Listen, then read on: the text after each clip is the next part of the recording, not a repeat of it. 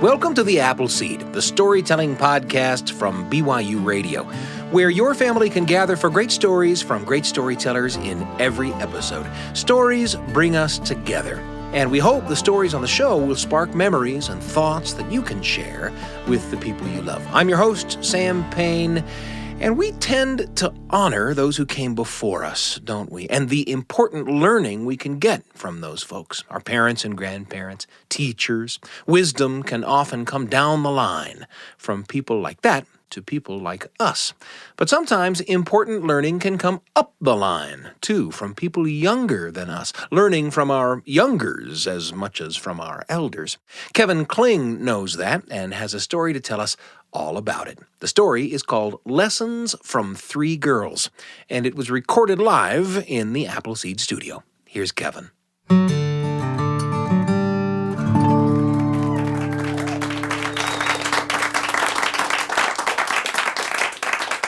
Thanks, you guys. All right. This is a story that's near and dear to my heart because it's about mentors, people that have mentored me. And mostly we think of elders, people, and they generally are the ones that mentor us. My uncles. I always used to say, a good uncle teaches you what not to do by doing it first. Like my Uncle Byron taught me, if you're a guy and you're over 50, don't get a perm. Just don't do that. My Uncle Bob used to always say, you know, in my day, you could go to the grocery store, come back with eggs, milk, bread, and a little something for yourself with $1. Can't do that anymore. Now they have surveillance cameras. That's the uncle they say I take after. So my uncles would always teach me these different things, and I thought, okay, it's the elders, it's the people that came before us. But you know what? I've learned more from kids, I think, as my, if you will, elders than I have from adults. And I have 3 examples that I'd like to share with you, 3 girls that taught me so much about life. All 3 of these girls were under 10 years old.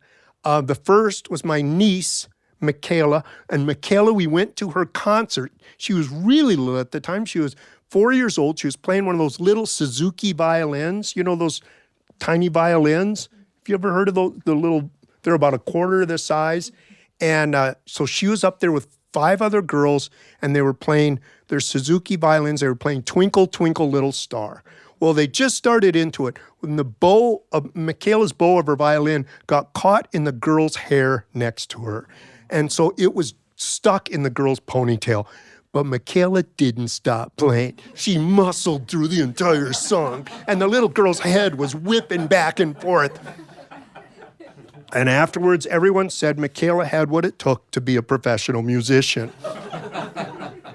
And that's lesson number 1. Lesson number 1, perseverance. Hang in there through tough times. And keep playing in hard times. That was Michaela's lesson to me. The second girl, remember, there's something that I tell kids when they come in. After a show, you can't high five, but we can high 4 all day, because my left arm, I have 4 fingers. So when I work with kids, a lot of times I'll say, what makes us different is what gives us power. What makes us the same keeps us safe and gives us resiliency when the world comes at us. But when you want to know your power, when you want to know what you're going to contribute to the world, it usually springs from what makes you different. That's where your power comes from. And to prove it, I'll sit with kids and I'll say, okay, make a superhero character out of what makes you different. And so we'll go around the room and we'll make a superhero character out of what makes us different. And we'll pick the villain. Who's on the other side of that? Because a hero is only as good as the villain they vanquish. So you got to make that villain really good, really hard to beat. So we go around the room, and I'm going around, and I get to this one girl, and I go, what's your superpower? And she goes, I'm really, really shy. And I said, I know you haven't said anything in 2 weeks, but why is that a superpower? And she said, because sometimes people forget I'm in the room, and I'm invisible. And I know everything.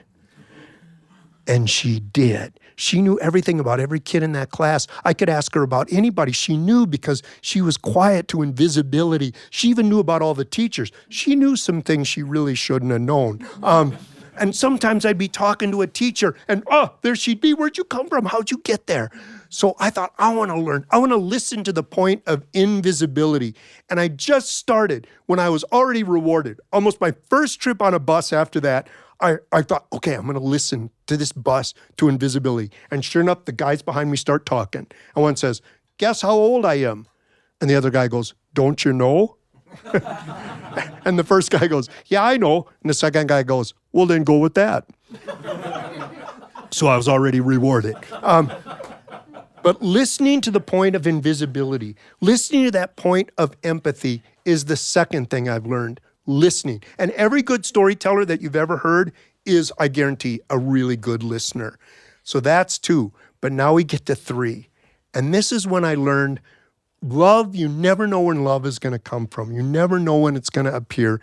And I heard this story from a friend of mine from the South Sudan, over in Africa, and they were in a refugee camp, and things were really hard, and they were really short on money.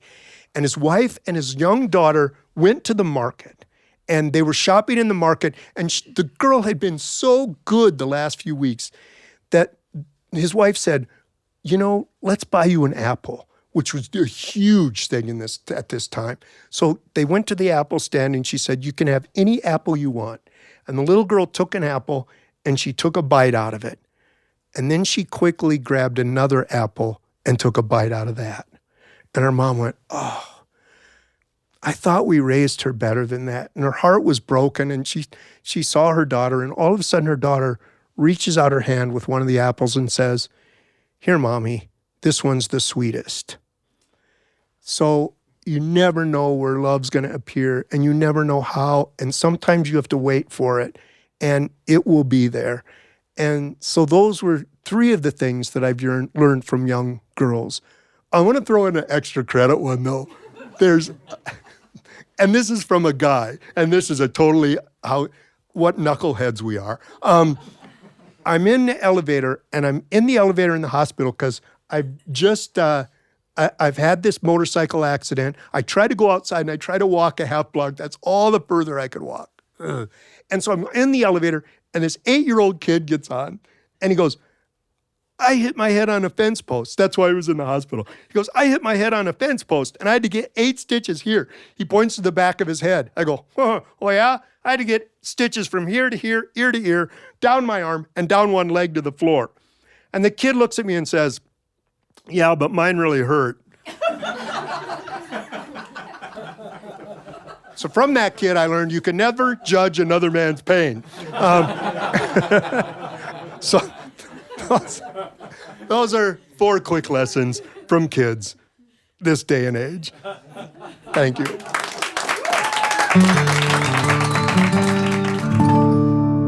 That was Kevin Kling with his story, Lessons from 3 Girls. Now, listening to this story reminds me of some of the important things I've learned in my life and the people from whom I learned them. I have a wise aunt, my mom's little sister, Auntie Annie, we call her. She was born long after my mother, and she was only 9 or so when I was born myself. So Auntie Annie was, when I was a kid, more like a much older sister than a member of the generation before me. Anyway, Auntie Annie has taught me a bunch of great life lessons. For example, she has a formula for choosing the right size Tupperware container for leftovers. Now, you look at the amount of leftovers you have, and you imagine the smallest container into which you think those leftovers will fit, and then you choose the container just smaller than that. That's Annie's formula, and it doesn't work 100% of the time, but it works a lot more often than you'd think. But that's not the end of Annie's wisdom. She has this formula for how long stuff will take. Home repairs, big school projects, that novel you're writing, anything you think will take some time, and you're trying to figure out how much time it'll take. And here's the formula. Think of how long you think the thing will take, then double it, then move it to the next time increment. So, like, if you think a home repair is going to take 2 days, it'll really take 4 weeks. And if you think that novel you're writing will take 3 months, it might just take 6 years. Now, Annie cites that formula as kind of a joke, but it's shocking and alarming to see just how often it's more or less correct. And there's more. The night before I got married, Auntie Annie called me and said, "Remember, Sam, getting married is a little like preparing for a rafting trip. It's going to be an incredible adventure, but you've only got so much room in the raft. Not nearly enough room for everything of yours, and not nearly enough room for everything of hers, but room for all the important things, and some other things besides. And you get to plan for that trip together, and then you get to take that trip together." Well, that was my Auntie Annie's advice, and I loved it, and I've gone back to it again and again. And that's where Kevin's story, Lessons from 3 Girls, took me. Where did they take you? And who will you take along?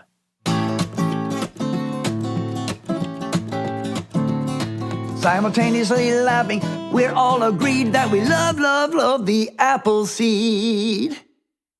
Are you turned off by the news because of how angry and depressing it can be, but still want to engage with important issues? I know that describes me. And I want to introduce you to Top of Mind, another podcast from the BYUradio family of shows. Each week, the Top of Mind team and award-winning host Julie Rose take one tough, important topic, and they dive deep. The goal is learning to stay open and curious when confronted with perspectives that challenge us. Best of all, every episode will leave you feeling hopeful and empowered to become a better advocate for what matters to you. Top of Mind. Listen on Apple Podcasts, Spotify, YouTube, all kinds of ways to listen to the Top of Mind podcast from BYUradio.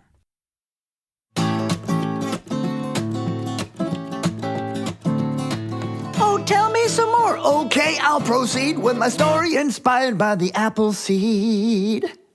It's such a pleasure to be with you today on the Appleseed Podcast. Next up, in an episode about learning lessons, West Virginia tall tale teller Bil Lepp has a story for us called Wrong Lesson. It's a reminder that as important as it is to find good teachers, it's also important to draw good conclusions from what those teachers tell us. Let's see what Bill and Skeeter learn. Here's Bill, recorded live in the Appleseed studio.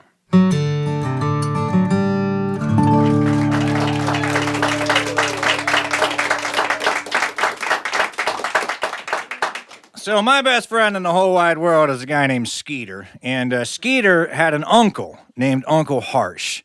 And Uncle Harsh was Skeeter's mom's brother. He'd never been married. He was a professor. And somewhere along the way in his academic studies, he learned, this is going to blow your minds, that you can teach people lessons through storytelling.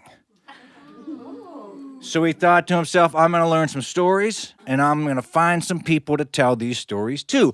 Well, the people who he found were myself and Skeeter, who at this time, when this started, we were about 5 years old.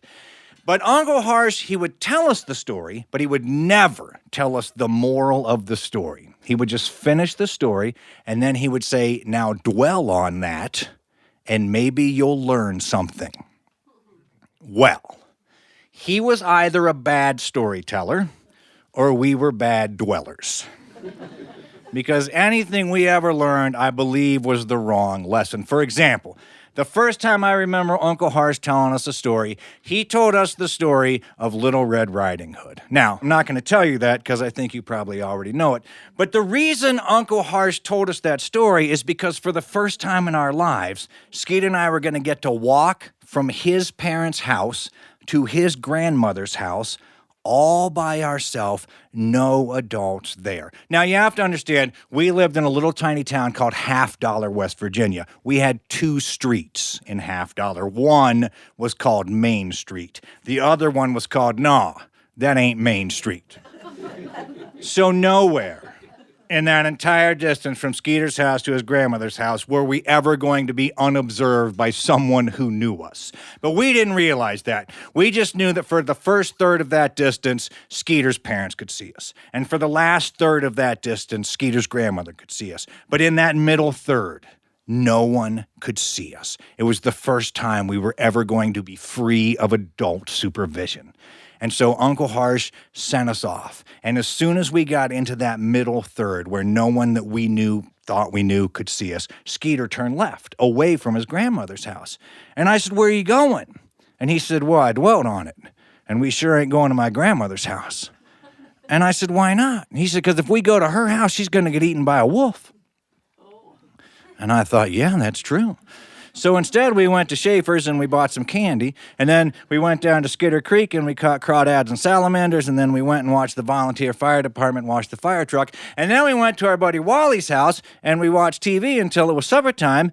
And we went back to Skeeter's house. At which point, we found out that we had been lost all day. All of Skeeter's family was at his house. His grandmother was there. Uncle Harsh was there. My entire family was there. The sheriff was there. And half the fire department was there. And when they asked us, "Why didn't you go to your grandma's house?" Skeeter said, "Because Uncle Harsh told us that story, and I thought that if we went to grandma's, grandma was going to get eaten by a wolf." And Skeeter's grandmother thought that that was so funny and so hilarious that we didn't get in any trouble at all. So we learned a whole new lesson. And then Uncle Harsh told us, he would tell us ones that, well, let me just lay it down for you. This is a Jack story. Now, at this time, you've heard of Jack. Jack has been Jack and the Beanstalk, Lazy Jack. If you've been around any storytelling, you've heard of Jack. In this particular story, Jack isn't quite as nice as he normally is. In fact, Jack is kind of he spends a lot of time in bars doing things he shouldn't be doing. And in this particular story, he's in this bar, and the devil shows up. And the devil says, "Jack, I'm taking you with me. It's time for you to go. I'm taking your soul down with me." And Jack says, "Whoa, whoa, whoa. Okay, I understand. I haven't been the greatest guy in the world, but let me get one more drink." And so the devil says, "Okay." They get one more drink. Comes time to pay. Jack doesn't have any money. So he says to the devil, "You're magic, right?" The devil says, "Yeah." Jack says, "You can do anything you want to do, right?" Devil says, "Yeah." Jack says, "Well, turn yourself into a gold coin, and then I will give you to the bartender to pay for this drink. And once the bartender puts you in the cash register, I'll leave. You can turn back into the devil." Devil says that's a great idea, because apparently the devil hasn't been paying attention for most of eternity. Turns himself into a coin. Jack takes the coin, puts it in his pocket, and leaves the bar. And the devil can't get out because Jack has a silver cross in his pocket, and the coin is against the cross. Devil is helpless. Yeah. So finally, the devil gets tired of being in Jack's pocket, and he says, "Jack, let me out of here." And Jack says, "All right, I'll let you out, but you got to promise you're not coming back for my soul for 10 years. Devil says, "It's a deal." And so Jack lets him out. 10 years later, to the minute, the devil is back. He says, "Jack, it's time to come with me." And Jack says, "All right, that's fine. That's fine. I haven't lived the best life. I understand. I haven't done anything in the past 10 years to correct it, apparently, either." He said, "But I'm a little bit hungry, and there's an apple at the top of this apple tree. If you, sir, please the devil, will climb that apple tree and get me that apple, I'll be ready to go." And the devil, who apparently also has learned nothing in the last 10 years, climbs the tree, and while he's in the tree, Jack cuts a cross in the trunk of the tree, and the devil can't get down past the cross. Jack leaves him up there. A couple of days, finally the devil's like, "Come on, Jack, I got stuff to do. You got to let me down." Jack says, "Fine, I'll let you down, but you have to promise that you'll just never, ever come for my soul again." Devil says, "Whatever, I don't even want your soul anymore." So the devil goes, but eventually Jack does die. And when he dies, his soul goes to heaven. And St. Peter's like, no, just get. So Jack's like, all right. So he goes down to where the devil spends most of his time. And the devil's like, no, I told you, I don't want you. You're just going to have to go back and roam the earth forever. So Jack says, all right, I'll go back, but it's a long, dark trip. Can I have a light? And so the devil gives Jack a piece of burning coal from the fires. And Jack, it's hot. So Jack's like, wow, that's hot. And so he reaches in his pocket where not only does he keep a silver cross at all times, but he also has a turnip. I don't know. This is folklore. People write these things. Maybe it meant something back then. People carried turnips in their pockets. So Jack hollows out the turnip, puts the burning coal in it, goes back up to the earthly realm, and he's been wandering the earthly realm ever since. And Uncle Harsh told us he only shows himself on Hallows Eve with the turnip, with the glowing coal in it, which is where we get the jack-o'-lantern, right. And then Uncle Harsh told us to dwell on that. Well, we dwelled on it. And for about 2 weeks, we carried silver crosses and turnips in our pockets, but nothing ever came from it. And then finally, Uncle Harsh told us the story where Jack and his mama, they're hungry. They're always hungry. And then the story starts out, they're hungry, and sometimes there's Will and Tom, and so mama will send out Will, try and do something, and he'll fail, and then she sends out Tom, and he fails, and then she sends out Jack, and Jack, usually mostly just by being stubborn, and by listening to the little gray person beside the street with whom Jack shares half of his food. Always remember that. Share half your food with the little gray person by the side of the street. Things will work out for you. But Jack does that. Usually then he meets the princess or the sheriff's daughter, gets the fortune, and gets married. And then, by the beginning of the next story, Jack and his mama are poor, and he's single again. So some people think that Jack stories are interesting, but I want to know what happens in between every Jack story. So, in this particular story, he and his mama are poor, and it's Christmas, and Jack gets a shotgun for Christmas. But they're so poor, he only gets one shell. And so his mama says, go get us something to eat. And he goes out in the woods, and sure enough, he sees a rabbit standing right beside a boulder. And so Jack takes aim on that rabbit, and he's just about to pull the trigger when he sees another rabbit on the other side of the boulder. And Jack can't figure out which one of those rabbits he's going to shoot. And then he sees a squirrel on top of the boulder. So now he's like, which one do I? And then he gets a good idea. And he just shoots the boulder right in the middle. And the boulder cracks in half. This half kills this rabbit. This half kills this rabbit. And then the squirrel falls to its death. Because you see that happen all the time, don't you? A squirrel falls like 10 feet and is just dead. But more than that, the blast of the shotgun knocked Jack into the creek, and it took him half an hour to get out because his overalls filled up with so many fish that when he got out of the water and the pressure changed, the button in the middle of his overalls shot off and killed a 12-point buck. Had been scared by all this ruckus. The buck was running through the woods. The button hit the buck, killed it dead. The buck crashed into the ground. One of his antlers broke, and a piece of the antler flew off and hit a 1,200-pound wild boar. And Uncle Harsh said, now dwell on that. And we dwelled on it, and no matter how hard we tried, we just couldn't stuff enough fish into Skeeter's overalls to get a button to pop off. So finally, what we did was we went into his garage. Now, Skeeter's mom was an avid garage sailor. Now, this is something that makes more sense if you're reading it, because I don't mean she sailed around in people's garages. I meant she would get up on Saturday morning and go to every single garage sale in the neighborhood or in the county. And if you've ever had an avid garage sailor in your family, you know. In our family, you probably know this saying that if there were an infinite number of monkeys with an infinite number of typewriters and an infinite amount of paper, eventually one of them would type the entire works of Shakespeare. In our family, we believe a lot, but we don't believe that. What we do believe is that if you had an infinite number of monkeys with an infinite number of cameras, that eventually one of them would take a picture of the Mona Lisa. So anyway, that is a belief in our family. If you have an avid garage sailor in your family, you know that eventually you will own one of everything. Which is why in Dry County, West Virginia, where we lived, Skeeter had a wetsuit in his garage. So we went in the garage. He put on the wetsuit. I took duct tape and I wrapped it around his wrists and his ankles. We sewed a button right here. And then his dad was a volunteer fireman, so he had a length of fire hose in the back of his truck and a fire hydrant wrench. And we went down the street about 100 yards to the fire hydrant, and Skeeter was standing there, and I took the fire hose, I connected it to the hydrant, didn't turn it on yet, and then I took the end of the fire hose, the business end as they say, and I just stuck the nozzle down the wetsuit, and then I turned the fire hydrant on. Now, there are some adults in this room, and some of you probably consider yourself competent, or at least conscientious. And if you were driving down the road and you saw two kids standing by a fire hydrant, and one had on a wetsuit with a fire hose stuck down the back, and the other was messing with it, you might be compelled to say to yourself, I should stop and intervene in this situation. But I'm telling you, don't.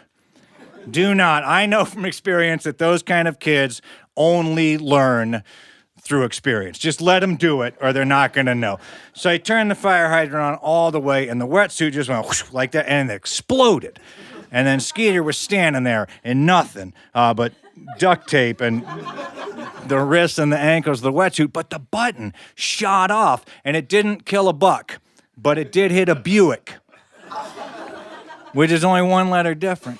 And we went home, and Uncle Harsh told us the story of the Emperor's new clothes, and he didn't even have to tell us to dwell on it.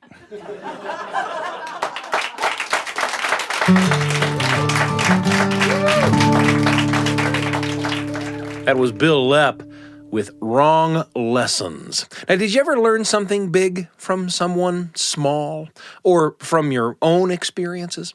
Who have some of your favorite teachers been over the years? And did you sometimes learn a wrong lesson even from a good teacher? I bet you've got some stories. We hope you'll share them with the people you love. In fact, we hope you'll share the stories with us. We might share them on the show. You can message us through our social media channels or email us at theappleseed@byu.edu. That's theappleseed, all one word, at byu.edu.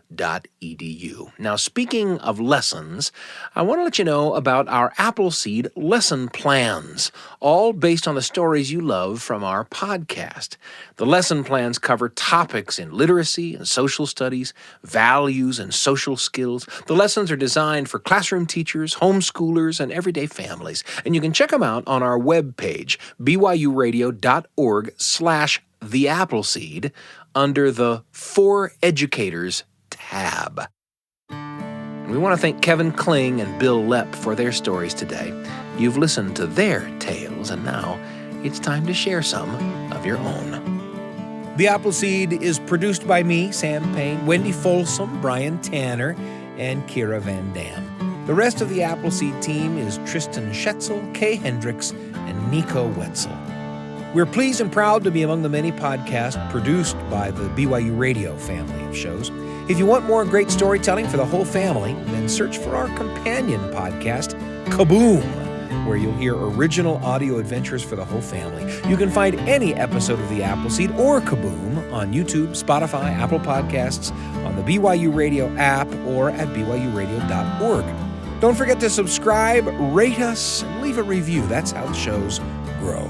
I'm Sam Payne, and we can't wait to be with you again on The Appleseed.